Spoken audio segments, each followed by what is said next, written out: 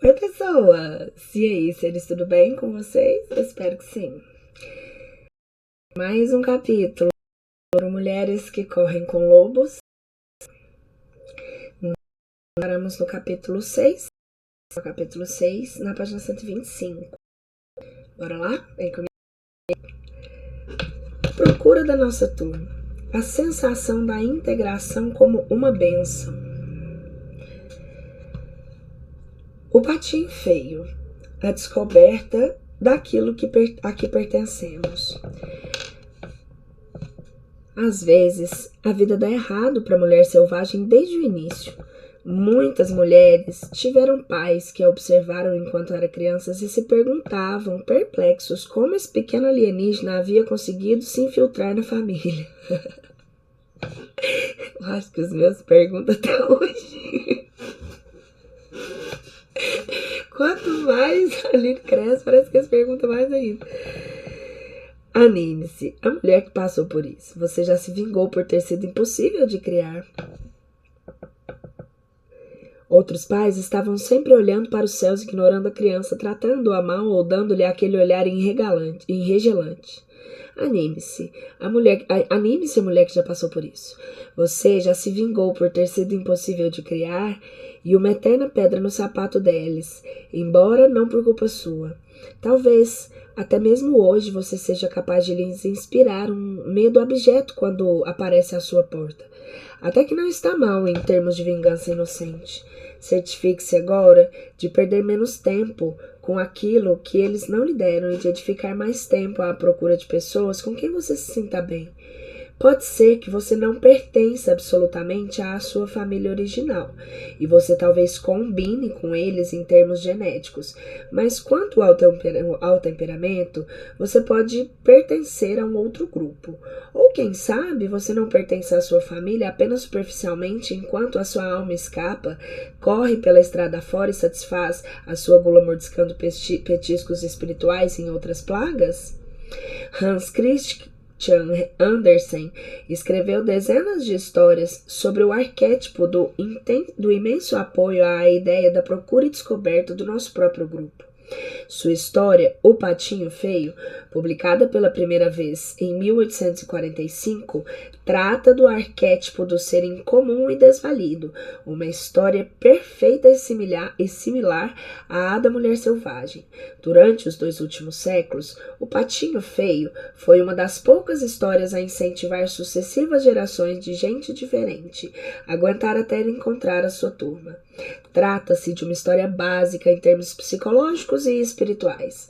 Uma história básica é aquela que contém uma verdade tão fundamental para o desenvolvimento humano que, sem a incorporação desse fato, o avanço se torna duvidoso e ninguém consegue prosperar sobre o aspecto psicológico enquanto não perceber essa verdade. Segue-se, portanto, uma tradução de O Patinho Feio, como me foi contada originalmente no idioma magiar por Faluzias Mezeloc, narradores rústicos. O Patinho Feio. Já estava quase na época da colheita. As velhas faziam bonecas verdes com a palha do milho. Os velhos remendavam cobertores. As moças bordavam flores de um vermelho vivo nos seus vestidos brancos. Os rapazes cantavam enquanto empilhavam o feno dourado. As mulheres tricotavam blusões ásperos para o inverno que viria. Os homens ajudavam a colher, arrancar, cortar e ceifar os frutos que os campos haviam produzido. O vento apenas começava a soltar as folhas um pouco mais e um pouco mais a cada dia que passava. E lá, para os lados do rio, uma pata chocava uma ninhada de ovos. Tudo estava indo como deveria para essa mãe pata e, afinal, um a um, os ovos começaram a tremer e sacudir até que as cascas racharam e deles saíram cambaleantes os seus novos filhotes. Restava, porém, um ovo muito grande. Ele estava ali, parado como uma pedra. Uma velha pata veio visitar e a mãe exibiu seus filhotes. Eles não são lindos? Gabou-se ela. Mas o ovo, ainda sem rachar, chamou a atenção da velha pata, e essa tentou dissuadir a mãe e continuar a chocar aquele ovo. É um ovo de peru, exclamou a velha pata. Absolutamente não serve como ovo. Não se pode levar um peru para dentro da água, você sabia? Ela sabia porque já havia tentado. A mãe Pata, no entanto, achou que estava chocando há tanto tempo que mais um pouquinho não ia fazer mal. Não estou preocupada com isso, disse ela, mas você sabia que o safado do pai desses patinhos ainda não veio me visitar uma vez sequer? Afinal, o ovo grande começou a estremecer e a rolar. Acabou quebrando e dele saiu uma criatura grande e desajeitada. Sua pele era marcada por veias sinuosas, azuis e vermelhas. Seus pés eram de um roxo claro, seus olhos de um rosa transparente. A mãe Pata inclinou a cabeça, esticou o pescoço e contemplou. Não pôde se conter, ele era feio mesmo. Talvez seja mesmo um peru, preocupou-se ela. Contudo, quando o patinho feio entrou na água, acompanhando os outros filhotes, a mãe Pata viu que ele nadava muito bem. Ele é dos meus, apesar de ter essa aparência tão estranha. No fundo, porém, do ângulo certo, ele é quase bonito. Pare com isso, gritou a mãe Pata. Ora, ele é tão feio e esquisito. Ele precisa que o maltratem, retrucou o valentão. Oh, mais uma ninhada, como se já não tivéssemos bocas demais a alimentar, exclamou a Pata Rainha com o trapo vermelho na perna. E aquele lá, aquele grandão e feio? Bem, aquilo sem dúvida é um engano. Ele não é um engano, disse a mãe Pata. Ele vai ser muito forte. Foi só o que ele ficou tempo demais dentro do ovo e ainda está meio deformado. Mas ele vai se recuperar, vocês vão ver. Ela limpou com o bico as penas do patinho feio e lambeu seu topete. Os outros, no entanto, faziam tudo o que podiam para importunar o patinho feio. Voavam para atacá-lo, bicavam e gritavam com ele, e à medida que o tempo passava, eles o atormentavam cada vez mais. Ele se escondia, se desviava, saía em zigue-zague, mas não conseguia escapar. O patinho era mais infeliz das criaturas. A princípio, sua mãe o defendia, mas com o tempo ela se cansou daquilo tudo. Como eu queria que você fosse embora, exclamou exasperada. E foi assim que o patinho feio fugiu. Com a maior parte das suas penas arrancada e todo enlameado, ele correu e correu até chegar a um pântano. Ali se deitou à beira d'água com o pescoço esticado e sorvia um pouco d'água de vez em quando. Dois gansos o observavam. Eram jovens e cheios de si. Ei, você aí, criatura horrorosa, disseram rindo a sua capa. Quer vir conosco até o próximo condado? Há um bando de gansas solteiras por lá, prontas para serem escolhidas. De repente ecoaram tiros. Os gansos caíram a um baque e a água do pântano ficou vermelha com seu sangue. O patinho feio mergulhou para se abrigar e por toda parte só haviam tiros, fumaças e cães latindo. Afinal, o pântano ficou tranquilo e o patinho saiu correndo e voando a maior distância possível. Perto do anoitecer, ele chegou a um pobre casebre. A porta estava pendurada de um barbante e havia mais fendas do que paredes. Ali vivia uma velha esfarrapada com seu gato desgrenhado e a sua galinha vesga. O gato fazia jus a morar com a velha para apanhar camundongos, a galinha por botar ovos. A velha achou que estava com sorte por ter encontrado um pato. Talvez fosse uma pata e também botasse ovos, e se não fosse, podemos matá-lo para comer. E assim o pato ficou, mas ele era perseguido pelo galo e pela galinha. Para que você serve se não bota ovos e não sabe apanhar camundongos? Perguntavam-lhe os dois. O que mais gosto de fazer, disse o patinho com um suspiro, é ficar debaixo, quer seja debaixo da amplidão azul do céu, quer seja debaixo do frescor azul da água. O gato não via nenhum sentido em querer ficar debaixo d'água e criticou o patinho pelos seus sonhos idiotas. A galinha não conseguia ver a graça de ficar com as penas molhadas e também debochou do patinho. No final das contas, ficou claro que aqui também não haveria paz para o patinho, e por isso ele partiu para ver se as coisas podiam ser melhores mais adiante. Ele encontrou, por acaso, um laguinho, e enquanto estava nadando, foi ficando cada vez mais frio. Um bando de aves passou voando lá em cima, as mais lindas que ele já havia visto. Elas gritaram para cumprimentá-lo e ouvir as suas vozes fez com que o coração do patinho saltasse e se apertasse ao mesmo tempo. Ele gritou de volta com uma voz que nunca havia emitido antes. Ele nunca havia visto criaturas mais lindas e nunca havia se sentido mais desolado. Ele girou e girou na água para observá-las, enquanto desapareciam nos céus, e depois mergulhou até o fundo do lago e ali se aninhou trêmulo. Estava fora de si por sentir um amor desesperançado por aqueles enormes pássaros brancos, um amor que ele não conseguia entender. Um vento mais frio começou a soprar e ficou cada vez mais forte com o passar dos dias, e a neve caiu sobre o gelo. Os velhos quebravam o gelo nos baldes de leite e as velhas ficavam até tarde da noite. As mães alimentavam 3 bocas de cada vez à luz de velas, e os homens saíam à procura de ovelhas sob o céu branco da meia-noite.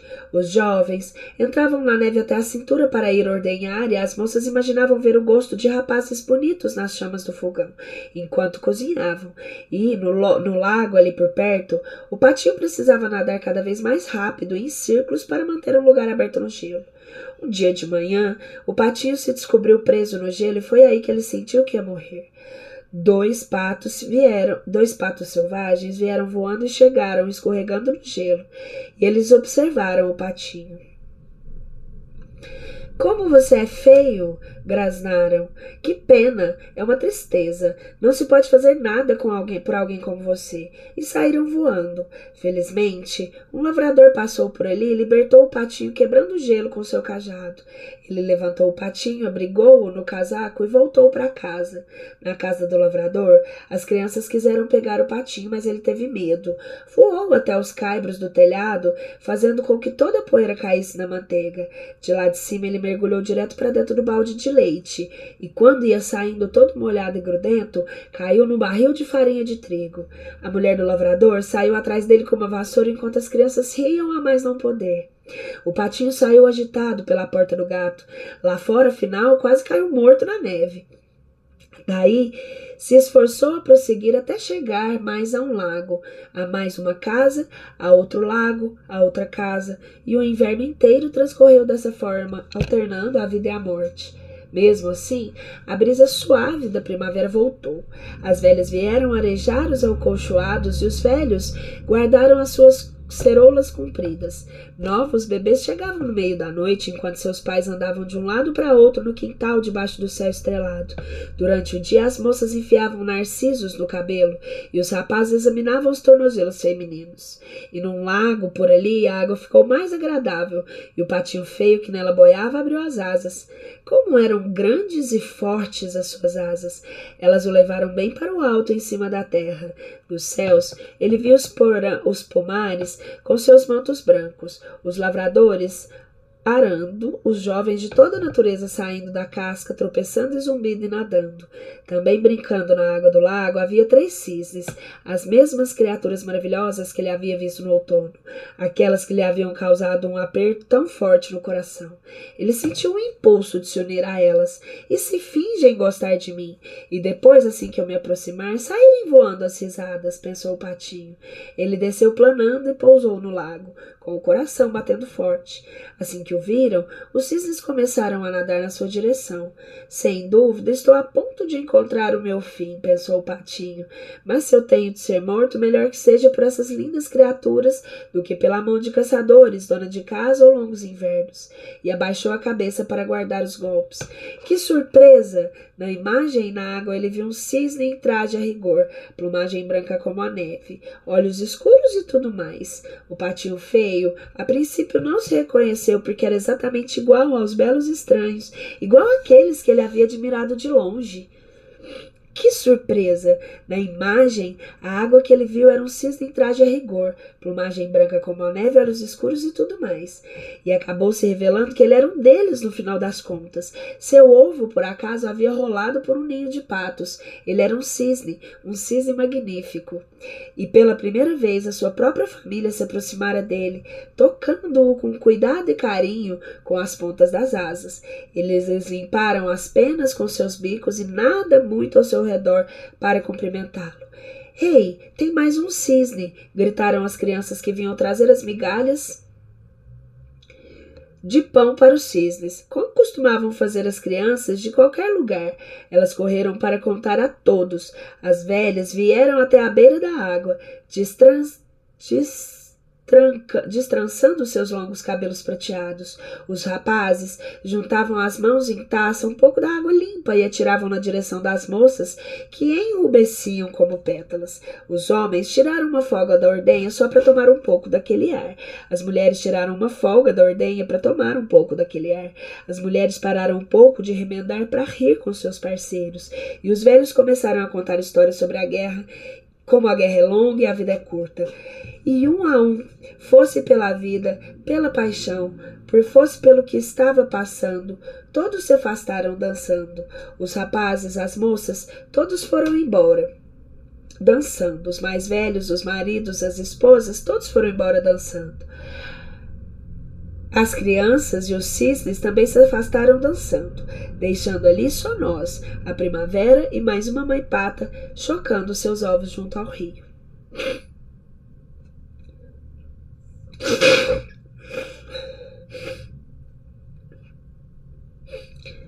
A questão do exílio é antiguíssima. Muitos contos de fadas e mitos têm como centro o tema proscrito. Nesse tipo de relato, o personagem central é torturado por acontecimentos alheios à sua influência, muitas vezes tendo como origem um esquecimento fatal. Na história da Bela Adormecida, a 13ª fada é esquecida e não é convidada para o batizado, o que resulta numa maldição lançada contra a criança, que na realidade atinge todos de um modo ou de outro. Por vezes, o exílio é imposto por pura malvadeza, como quando a madrasta envia a enteada pelo bosque escuro adentro e vasaliza a sabida. Em outros casos, o exílio é consequência de um erro ingênuo. O deus grego Hefaístos ficou ao lado de sua mãe Hera numa discussão com Zeus, seu marido. Zeus enfureceu-se e atirou Hefaístos ao alto do Monte Olimpo, aleijando-o e banindo-o. Às vezes o isolamento tem como origem um pacto no qual se entra em plena compreensão do que se trata, sem plena compreensão do que se trata.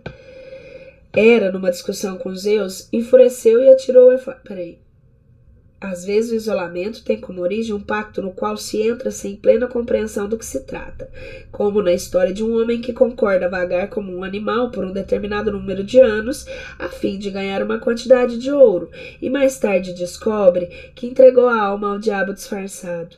O patinho feio tem muitas versões, contendo o mesmo núcleo de significado, mas cada uma cercada de diferentes enfeites e franjas que refletem o meio cultural da história, bem como o talento poético de cada narrador.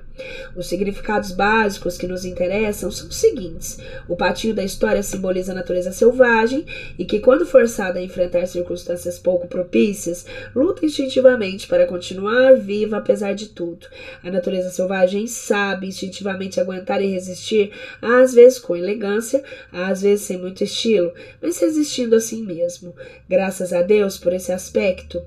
Para a mulher selvagem, a continuidade é uma das suas maiores forças.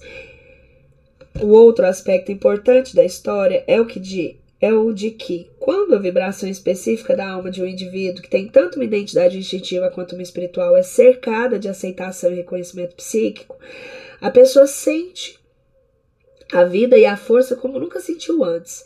Descobrir com certeza qual é a sua verdadeira família psíquica proporciona ao indivíduo vitalidade e a sensação de pertencer a um todo. A rejeição à criança diferente. Na história, as diversas criaturas da comunidade examinam o patinho feio de um modo ou de outro e o declaram inaceitável. Na realidade, ele não é feio, só não combina com os outros. É tão diferente que parece um feijão preto no balde de ervilhas. A mãe pata, a princípio, tenta defender esse patinho e ela acredita pertencer à sua prole. Afinal, porém, ela fica profundamente dividida em termos emocionais e deixa de se importar com o filhote estranho. Seus irmãos e outros membros atacam-no, bicam-no e o atormentam. A sua intenção é de fazer com que ele fuja, e o patinho feio sente um aperto no coração por ser rejeitado por sua própria gente. Isso é terrível, especialmente levando-se em consideração que ele, na realidade, não fez nada que justificasse esse tratamento a não ser a aparência diferente e agir um pouco diferente dos outros. Para dizer a verdade, temos nesse caso, antes mesmo que a criatura chegue à adolescência, um patinho com um enorme complexo psicológico. As meninas que demonstram ter uma forte natureza instintiva muitas vezes passam por sofrimentos significativos no início da vida. Desde a época em que são bebês, são mantidas presas, domesticadas e ouvem dizer que são inconvenientes ou teimosas. Suas naturezas selvagens revelam-se bem cedo. Elas são curiosas, habilidosas e possuem excentricidades leves de vários tipos. Características estas que, se desenvolvidas, constituiriam a base para sua criatividade para o resto das suas vidas. Considerando-se que a vida criativa é o alimento e a água para sua alma, esse desenvolvimento básico é de importância dolorosamente crítica. Geralmente, o isolamento precoce começa sem que seja por nenhuma culpa da criança e é exacerbado pela incompreensão, pela crueldade da ignorância ou pela criança, ou pela perversidade proposital dos outros. Nesse caso, o self básico da psique é ferida desde cedo. Quando isso acontece, a menina começa a desacreditar que as imagens negativas dela mesma, refletidas pela família e pela cultura em que se vive, são não somente verdadeiras, mas também totalmente isentas de preconceito e de influência da opinião e de preferências pessoais. A menina começa a acreditar que ela é fraca, feia, inaceitável e que isso continuará a ser verdade, não importa o esforço que ela faça para reverter a situação.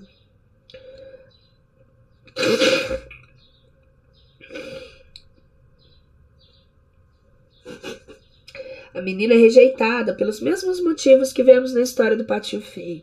Em muitas culturas existe uma expectativa quando nasce uma filha de que ela é ou será certo tipo de pessoa, que haja de um certo modo consagrado pelo tempo e que siga um certo conjunto de valores que, se não forem idênticos ao da família, pelo menos se baseie nos valores da família e que, seja como for, não abale os alicerces.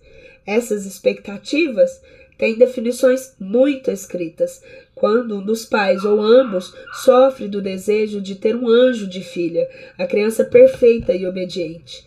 Na fantasia dos pais, qualquer dos filhos que tenham será perfeito e isso refletirá apenas o jeito de ser dos pais. Se a criança for rebelde, ela pode infelizmente ser alvo de repetidas tentativas dos pais no sentido de realizar uma cirurgia psíquica, pois eles estarão tentando remodelar a criança. E mais do que isso, alterar a alma da criança exige muito, alterar o que a alma da criança exige dela mesma. Embora sua alma exija ver, a cultura ao seu redor exige cegueira. Embora sua alma deseje exprimir a sua verdade, ela é forçada ao silêncio. Nem a alma de uma criança e nem a sua psique podem aceitar essa situação. A pressão no sentido de se adequar, seja qual for a definição que a autoridade dê ao padrão, pode perseguir a criança até que ela fuja para longe, para um mundo oculto, ou para vaguear muito tempo à procura de um lugar para se abrigar e viver em paz. Quando a cultura define detalhadamente no que consiste o sucesso ou a perfeição desejável sobre qualquer aspecto, na aparência ou na aura,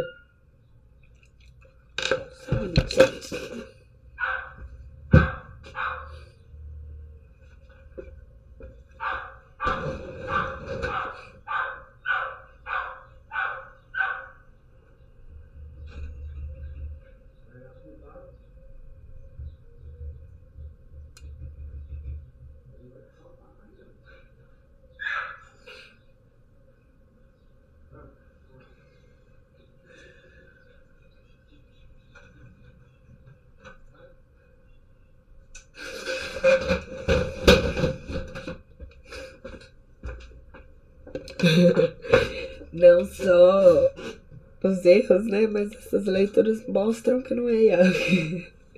Enfim, vamos voltar aqui.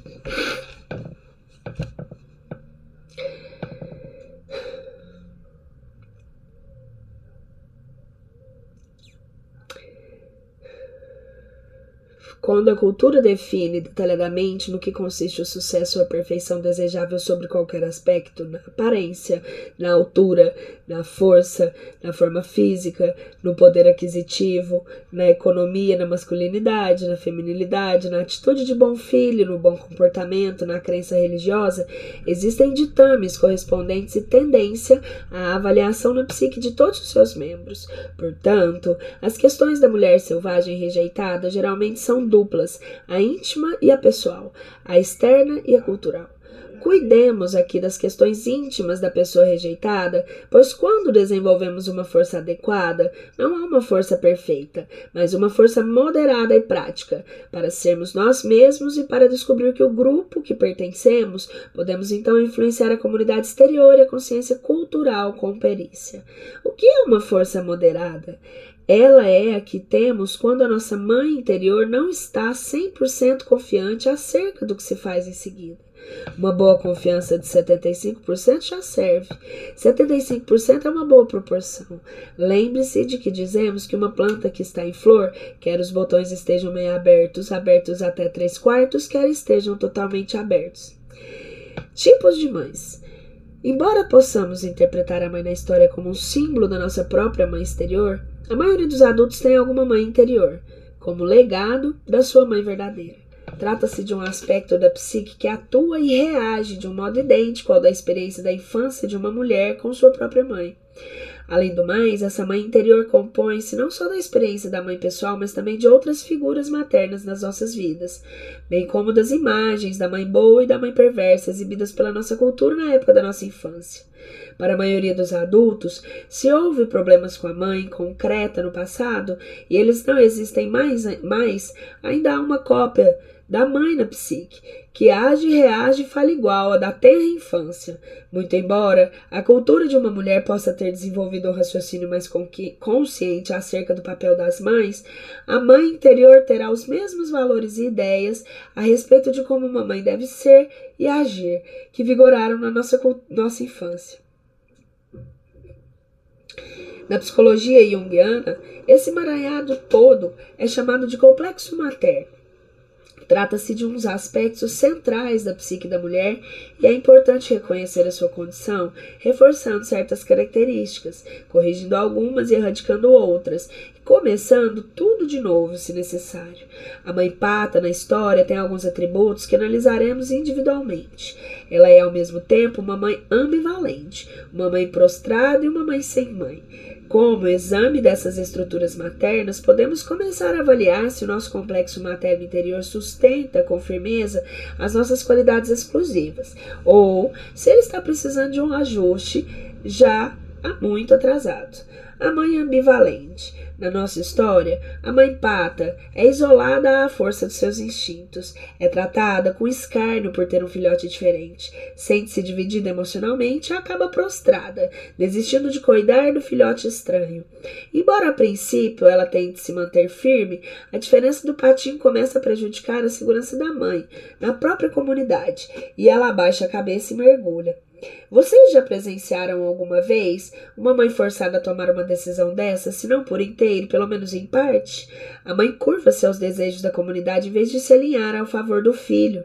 Até mesmo nos nossos dias, as mães ainda encenam os medos bem fundados dos séculos das antepassadas. Ser isolada na comunidade significa, no mínimo, ser ignorada e encarada como suspeita, e, na pior das hipóteses, ser acossada e destruída. A mulher que vive num ambiente semelhante irá tentar moldar a filha para que essa haja de modo conveniente no mundo objetivo. Nesse caso, tanto a mãe quanto a filha estão divididas. Na história do patinho feio, a mãe pata está dividida em termos psíquicos. Isso faz com que seja puxada em diversas direções diferentes, o que é a própria definição de uma ambivalência. Qualquer mãe que tenha estado sob o fogo cruzado a reconhecerá. Uma direção é o seu próprio desejo de ser aceita pela comunidade. Outra é o instinto da autopreservação. Uma terceira é o medo de que ela e o filhote venham a ser castigados, perseguidos ou mortos pela comunidade. Esse medo é uma reação normal a uma ameaça anormal de mortos de violência física ou psíquica. A quarta força é o amor instintivo da mãe pelo filho e a preservação desse filho. Não é raro em culturas punitivas que a mulher se sinta dilacerada entre a opção de ser aceita pela classe dominante e a de amar seu filho, seja ele um filho simbólico, fruto da sua criatividade, seja ele um filho biológico. Essa é uma história muito antiga. As mulheres sempre morreram em termos psíquicos e espirituais por tentar proteger o filho não aprovado, seja ele sua arte, seu amor, sua política, sua prole ou a vida da sua alma. Nos casos extremos, as mulheres foram enforcadas, queimadas e assassinadas por desafiarem as proibições da comunidade e dar abrigo ao filho não aprovado. A mãe com um filho que seja diferente precisa ter resistência de Sísifo, a aparência temível dos ciclopes e a insensibilidade de Caliban para enfrentar uma cultura perversa.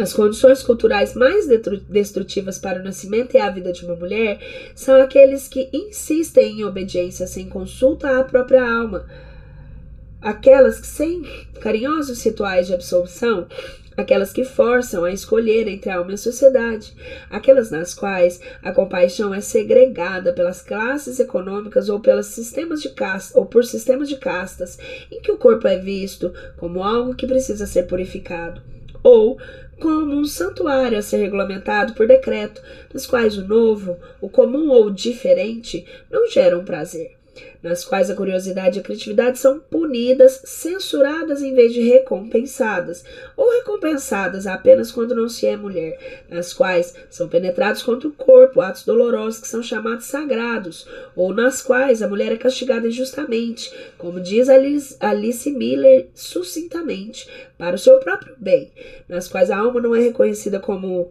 um ser para os seus próprios méritos.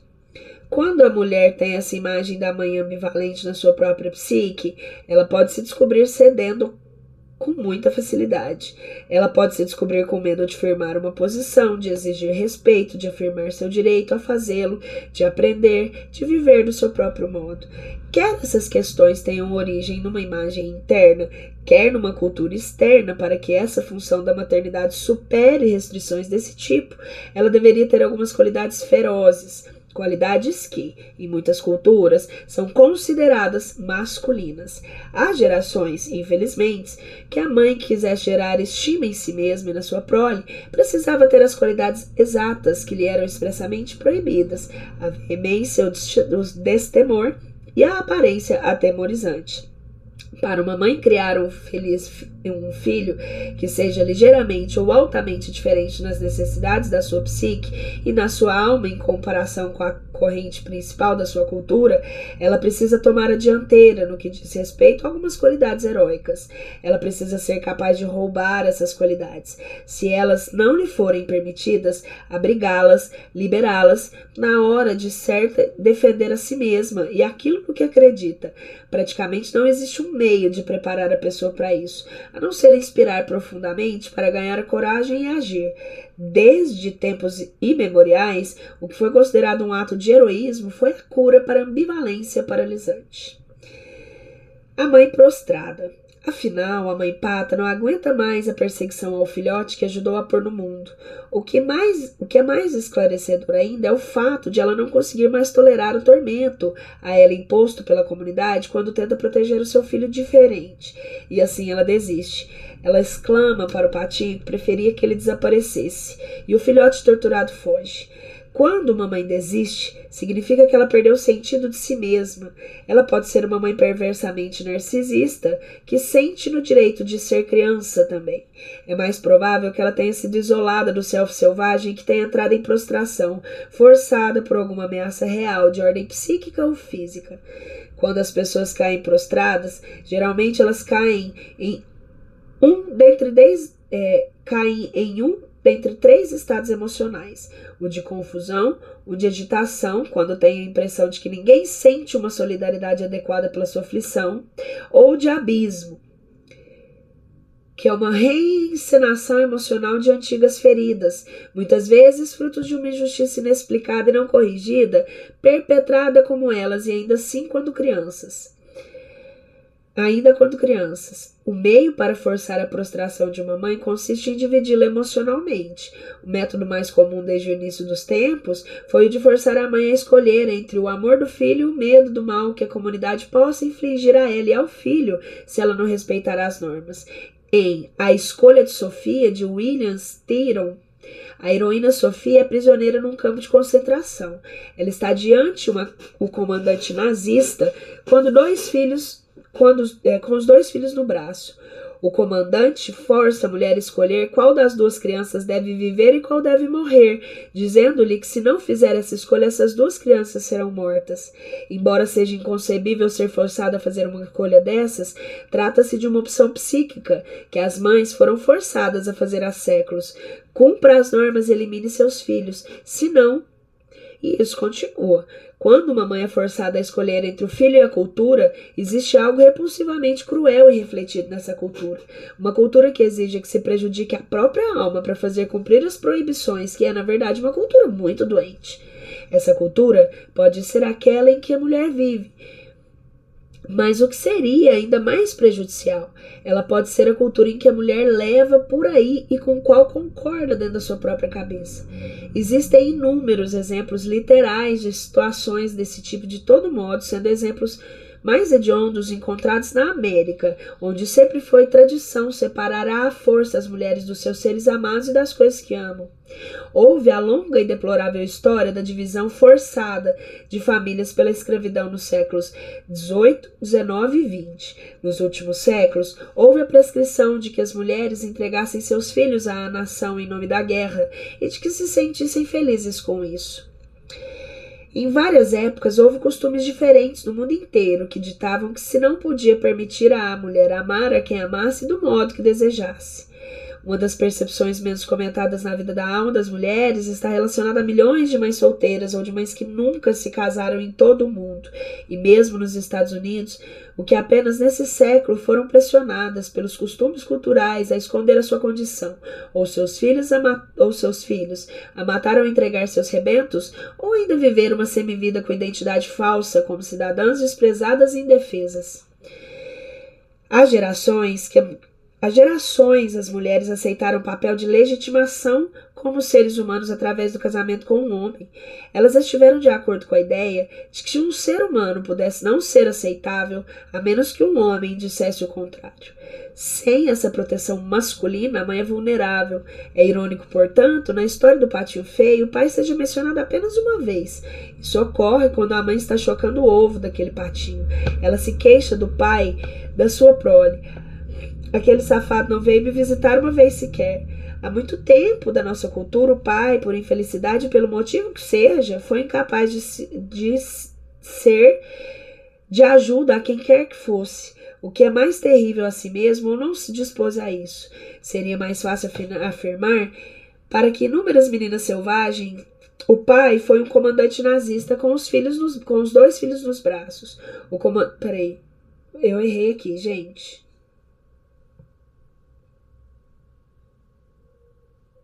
Ela se queixa do pai da sua prole. O pai foi um homem prostrado, apenas uma sombra que pendurava de si mesmo ao seu casaco no armário todas as noites. Quando uma mulher tem um construto de mãe prostrada dentro da sua psique ou da sua cultura, ela é indecisa quanto ao seu valor. Ela pode considerar que as escolhas entre cumprir as exigências exteriores e as exigências da sua alma são de questões de vida ou morte. Ela pode sentir como um pária atormentado que não se encaixa em nenhum lugar, o que é uma sensação relativamente normal para a pessoa.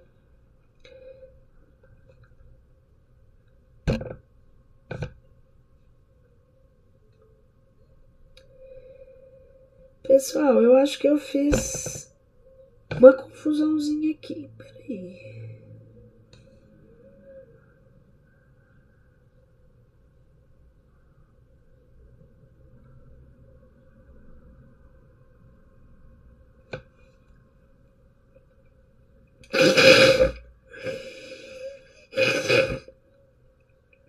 Ah, tá, vou voltar, gente, que eu errei completamente, me perdoe. Seria fácil afirmar que para inúmeras meninas selvagens o pai foi um homem prostrado, apenas uma sombra que pendurava a si mesmo seu casaco no armário todas as noites. Quando a mulher tem um construto de mãe prostrada dentro de si, da sua psique ou da sua cultura, ela é indecisa quanto ao seu valor. Ela pode considerar que as escolhas entre cumprir exigências exteriores e as exigências da alma são questões de vida ou morte. Ela pode sentir como um páreo atormentado que não se encaixa em nenhum lugar, o que é uma sensação relativamente normal para a pessoa diferente. Mas o que não é normal é ficar sentada chorando sem fazer nada. Devemos nos levantar e sair à procura do lugar a que pertençamos. Para quem é diferente, entre aspas, é sempre esse o próximo passo. E para uma mulher com a internalização de mãe prostrada, esse passo é vital. Se a mulher tiver uma mãe prostrada, ela deve se recusar a se tornar outra mãe prostrada para si mesma. A mãe criança e a mãe sem mãe. A mãe pata, como podemos ver, é muito simplória e ingênua. O tipo mais comum de mãe frágil é de longe a mãe sem mãe. Na história, aquela que insiste tanto em ter filhotes acaba rejeitando seu filho. Existem muitos motivos para que uma mãe psíquica e ou concreta haja dessa forma. Pode ser que ela própria seja uma mulher sem mãe. Ela pode ser uma dessas mães frágeis psiquicamente, muito jovens ou muito ingênuas. Ela pode se sentir tão deslocada sob o aspecto psíquico que se considere não merecedora até do amor do seu bebê. Ela pode ter sido tão torturada pela família e pela cultura que não se consiga imaginar digna de chegar aos pés do arquétipo da mãe radiante, o que acompanha cada nova gestação. Não há como escapar. A mãe precisa receber a atenção materna para dar atenção à sua própria prole. E embora a mulher tenha um vínculo físico e espiritual inalienável com seus próprios rebentos, no mundo instintivo da mulher selvagem, ela simplesmente não transforma de repente numa mãe atemporal completa por si mesma. Ela simplesmente não se transforma de repente numa mãe temporal e completa por si mesma. Nos velhos tempos, as bênçãos do arquétipo da mulher selvagem eram normalmente transmitidas pelas mãos e palavras da mulher que auxiliava as mães mais jovens. Especialmente as mulheres que estão sendo mãe pela primeira vez, têm dentro de si uma velha experiente, mas uma mãe criança. Mãe criança pode ter qualquer idade, seja 18, seja 40, não importa. Toda nova mãe começa como mãe criança. Ela tem idade suficiente para procriar e tem bons instintos que a orientam corretamente. Mas ela precisa da atenção de uma mulher mais velha ou de várias mulheres que basicamente lhe deem sugestões, estímulos e apoio no cuidado com os filhos. Durante esses muitos séculos, esse papel coube às mulheres mais velhas da tribo ou da aldeia, essas deusas mães humanas que mais tarde foram relegadas pela religião ao papel de madrinhas, compunham um sistema básico de nutrição de mulher para mulher que apoiava em especial as mais jovens, ensinando-lhes a alimentar por sua vez as psiques e as almas dos filhos. Quando o papel da deusa mãe ficou mais intelectualizado, a madrinha passou a representar aquela que muito se certificava de que a criança não se afastaria dos preceitos da igreja. Muito se perdeu nessa mudança. As mulheres mais velhas eram os repositórios do comportamento e do conhecimento instintivo e podiam transmitir os mesmos para as jovens mães. As mulheres passam esse conhecimento de uma para outra por meio de palavras, mas também por outros meios. Mensagens complexas acerca do que ser e de como ser são simplesmente transmitidas com um olhar, um toque com a palma da mão, um sussurro ou um tipo especial de abraço que diz: sinto carinho por você. O self instintivo sempre abençoa e ajuda quem vem depois. É assim que funciona entre criaturas saudáveis e entre esses humanos saudáveis. Desse modo, a mãe criança é levada pelo portal adentro, sendo acolhida pelo círculo de mães maduras, que lhes dão as boas-vindas com piadas, presentes e histórias. Esse círculo de mulheres foi, a outrora, o domínio da mulher selvagem e era aberto a quem quisesse participar.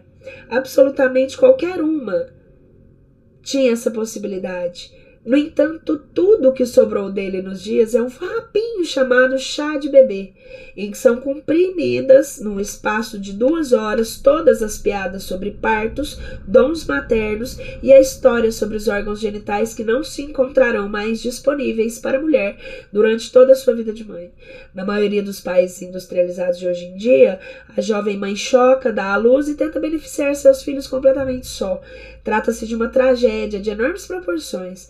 Como muitas mulheres nasceram de mães frágeis, mães crianças e mães sem mãe, elas próprias podem possuir um modelo interno semelhante de automatemagem. É provável que a mulher que tem um construto de mãe criança ou mãe sem mãe na sua psique, que se veja nessa imagem ser glorificada na sua cultura e mantida no trabalho e na família sofra de pressentimentos ingênuos, de uma falta de experiência e em especial de uma redução da sua capacidade instintiva para imaginar o que irá acontecer daqui 1 hora, 1 semana, 1 mês, 1 ano, 5 ou 10 anos. Uma mulher com uma mãe criança interna assume a aura de uma criança que finge ser mãe. A mulher, nesse estado, muitas vezes, tem uma atitude indiscriminada de vivas a qualquer coisa, uma espécie de atenção maternal exagerada, que leva a querer fazer e a ser tudo para todos. Ela não é capaz de orientar e apoiar seus filhos, mas como as crianças da fazenda na história do Patinho Feio, que sentem uma alegria intensa por ter um animalzinho em casa, mas não sabem cuidar direito dele. A mãe criança acaba deixando o filho maltratado e em péssimas condições. Sem que o perceba, a mãe criança tortura seu filho com diversas formas de atenção destrutiva e, em alguns casos, de falta de atenção. Às vezes, a mãe frágil é ela mesma, um cisne criado no meio dos patos. Ela não conseguiu descobrir a sua identidade verdadeira cedo o suficiente para ajudar a sua prole. Mais tarde, quando a sua filha se depara com o enorme mistério da natureza selvagem do feminino na adolescência, a mãe também se descobre em meio a crises de solidariedade e impulsos típicos de cisne. A procura da filha por sua própria identidade pode até mesmo, finalmente, dar início à viagem inaugural da mãe em busca do seu self perdido. Nessa casa, portanto, entre mãe e filha, haverá 2 perispíritos selvagens escondidos no porão, de mãos dadas esperando que os chamem para cima. São essas as coisas que podem dar errado quando a mãe é isolada à sua própria natureza instintiva. No entanto, não deem suspiros tão fortes ou tão longos, pois existe remédio para tudo isso. São essas coisas que... A mãe forte, a prole forte. O remédio está em obter cuidados de mãe para nossa própria mãe interna. Isso se obtém com as mulheres reais no mundo objetivo, que sejam mais velhas, mais sábias e que, de preferência, tenham sido temperadas como aço. Elas se tornaram calejadas por terem passado tudo o que passaram, independente do custo, mas agora os seus olhos veem, os seus ouvidos ouvem, as suas línguas falam e elas são gentis. Mesmo que tivéssemos a mãe mais maravilhosa do mundo, ainda poderíamos acabar tendo mais de uma. Como muitas vezes disse às minhas filhas, vocês não nasceram de uma mãe, mas se tiverem sorte, terão mais de uma. E entre todas elas, encontraram quase tudo o que precisarem. Nossos relacionamentos com as todas madres, as muitas mães, serão com maior probabilidade relacionamentos permanentes, pois nunca passamos da idade de necessitar de orientação e conselho. E isso também não deveria ocorrer a partir do ponto de vista profundo e criativa das mulheres. Os relacionamentos entre mulheres, sejam elas da mesma família, de sangue ou almas gêmeas, seja o relacionamento entre o analista e o analisando, entre mestre e aprendiz, entre espíritos e afins, são todos relacionamentos de afinidade da maior importância. Embora alguns dos teóricos da psicologia dos nossos tempos alardem o abandono do modelo total da mãe como um golpe que, se não for realizado, irá nos prejudicar para sempre, e embora haja quem diga que a difamação da própria mãe é positiva para a saúde mental do indivíduo, na realidade a imagem e o conceito da mãe selvagem não podem e não devem jamais ser abandonados, pois se o forem, a mulher estará abandonando a sua própria natureza profunda, que a detém todo o conhecimento, todos os sacos de sementes, todas as agulhas de espinheiro para os remendos, todos os remédios para o trabalho e o descanso, para amor e esperança. Em vez de nos desapegarmos da mãe, estamos procurando uma mãe selvagem. Não vivemos e não podemos viver separado dela. Nosso relacionamento com a nossa mãe de alma deve agirar sempre, mudar, transformar-se. E ele é um paradoxo. Essa mãe é a escala na qual nascemos. É a escola na qual nascemos, é a escola na qual aprendemos, a escola na qual ensinamos, tudo ao mesmo tempo e pelo resto das nossas vidas. Quer tenhamos filhos, quer não, quer cuidamos do jardim das ciências, das tormentas, da poética, sempre nos deparamos com a mãe selvagem em nosso caminho para qualquer lugar. É assim que deve ser. Mas o que dizer da mulher que realmente passou por uma experiência com uma mãe destrutiva na própria infância? É claro que esse período não pode ser apagado, mas ele pode ser atenuado. Ele pode não ser suavizado, mas pode agora ser reconstruído com firmeza e da forma correta. Não é a reconstrução da mãe interna que é tão assustadora para as mulheres, mas sim o medo de que algo que é tão essencial tenha morrido naquele período, algo que nunca mais possa ser ressuscitado, algo que não recebeu alimento e proteção, pois em termos psíquicos era a nossa própria mãe que morreu. Para vocês, eu digo, tranquilizem-se, vocês não estão mortas, vocês não sofreram danos letais. Como na natureza, a alma e o espírito têm recursos espantosos. À semelhança dos lobos e das outras criaturas, a alma e o espírito conseguem sobreviver com muito pouco e, às vezes, passam muito tempo sem nenhum alimento. Para mim, esse é um milagre dos milagres. Uma vez, eu estava transplantando uma cerca viva de lilazes. Um homem, um enorme arbusto, havia morrido de causa desconhecida, mas os restantes estavam cobertos de roxo na primavera. O pé morto rachou e se esfarelou, como o pé de moleque quando eu desenterrei. Descobri que as suas raízes estavam ligadas a todos os outros lilazes vivos na cerca. O que me espantou ainda mais foi o fato de a planta morta ser a mãe. Eram dela as raízes mais grossas e mais velhas. Todos os seus filhotes estavam muito bem, embora ela própria tivesse botas arriba. Como que de canelas esticadas. Os lilazes se reproduzem por meio do que se chama sistema de rebentões, de modo que cada pé provém de um rebento da raiz da planta-mãe. Com esse sistema, mesmo que a mãe fraqueje, o rebento pode sobreviver. É esse modelo psíquico e a esperança para aquelas que tiveram pouco ou nenhum cuidado materno, bem como para as que sofreram cuidados torturantes. Muito embora a mãe de certo modo esteja acabada, muito embora ela não tenha mais nada a oferecer, os rebentos irão se desenvolver, crescer independentes e ainda vicejar.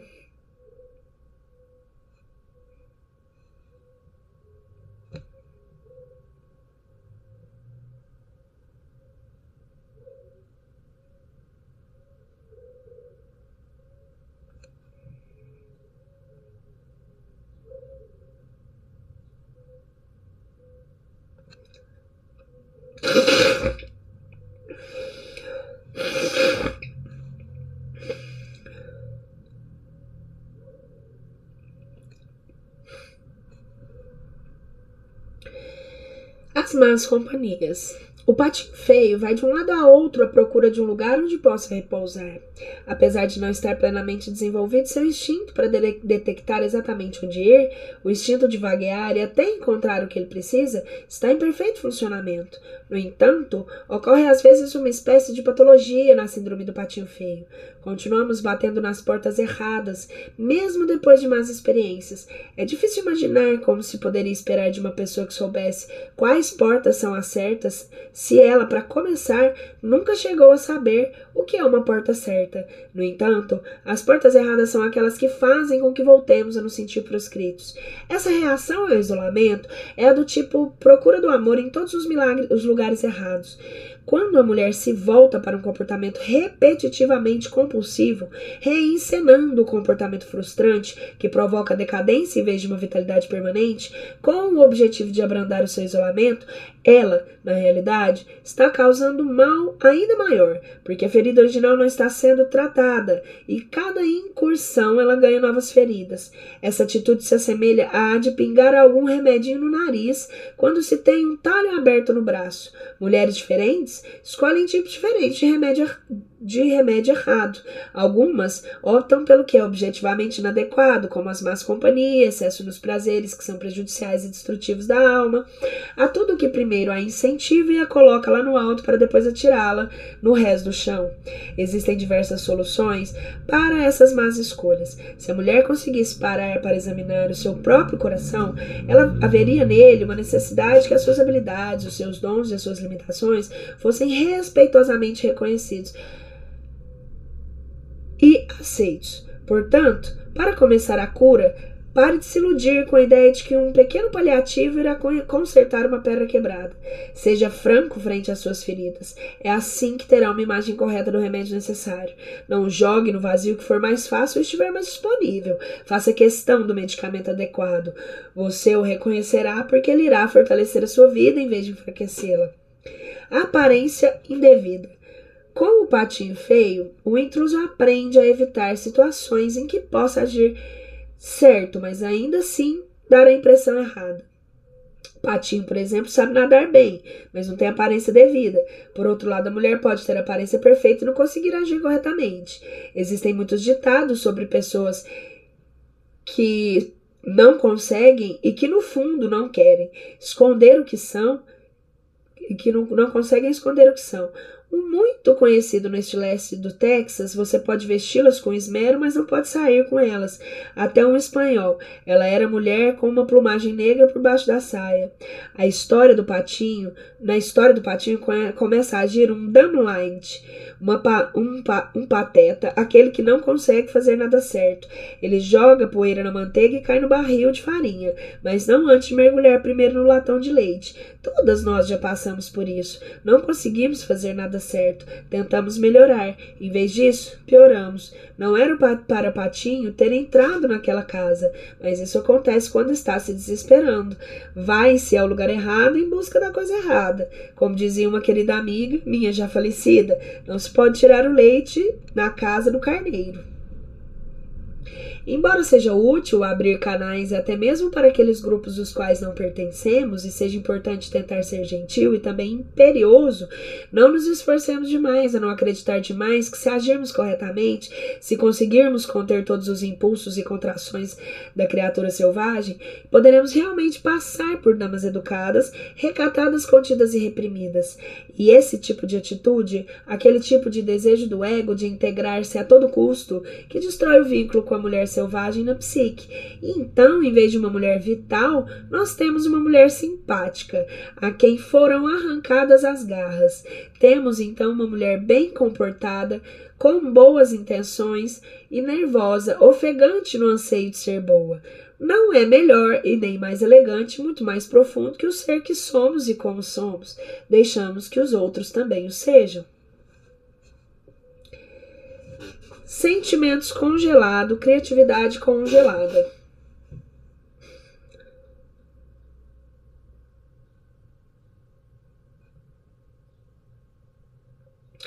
As mulheres lidam com o isolamento de outras formas. Como o patinho fica preso no gelo do lago, elas se congelam. Congelamento é a pior atitude que uma pessoa pode tomar. A frieza é o beijo da morte para a criatividade, para os relacionamentos, para a própria vida. Algumas mulheres agem como se conseguir ser fria fosse um grande feito.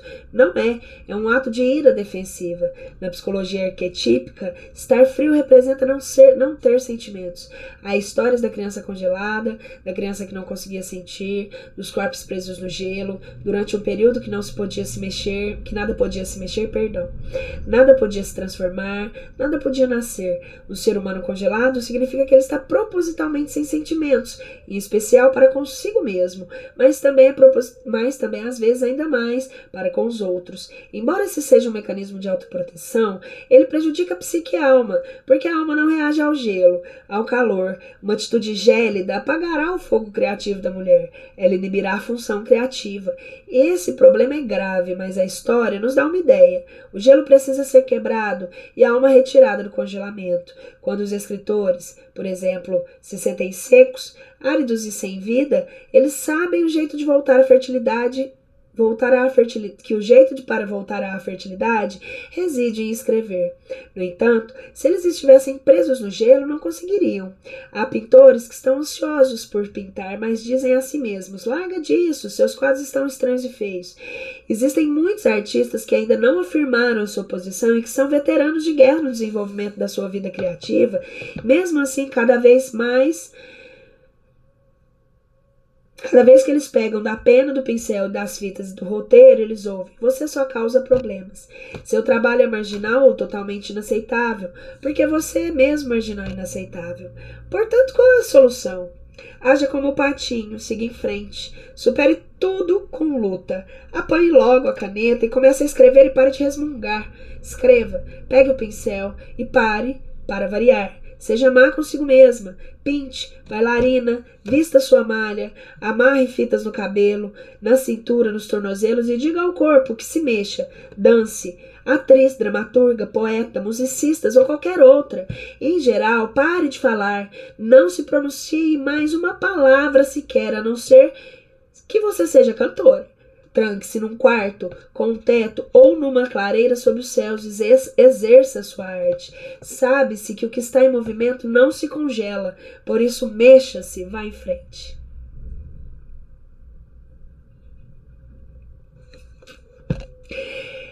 Até o próximo vídeo, nós vamos parar por aqui. Próximo que a gente vai... Paramos na página 138. Um beijo!